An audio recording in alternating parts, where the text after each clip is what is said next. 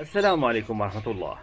موعد مباراة الجزائر ومالاوي في نصف نهائي كأس أفريقيا للسيدات 2026 والقنوات الناقلة لهذه المباراة. يستعد المنتخب الجزائري للسيدات لمواجهة نظيره منتخب مالاوي ضمن منافسات الدور نصف النهائي في كأس أفريقيا للسيدات 2026 المقامة في المغرب. وتمكن المنتخب الجزائري من حجز بطاقة التأهل إلى المربع الذهبي بعد فوزه على منتخب كوت ديفوار في الربع نهائي، محققا بذلك تأهلا مهما في مشواره بالبطولة. من جانبه واصل منتخب مالاوي للسيدات مشواره في المنافسة بعدما نجح في التأهل إلى الدور نصف النهائي ليضرب موعدا مع المنتخب الجزائري في مواجهة قوية وحاسمة.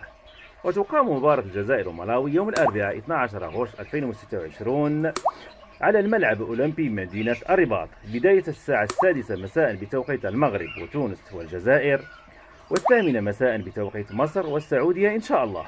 ومن المنتظر أن يتم نقل هذه المواجهة عبر قناة بي إن سبورت، وستترقب جماهيري كبير لهذه المباراة التي ستحدد أحد طرفي نهائي أفريقيا للسيدات.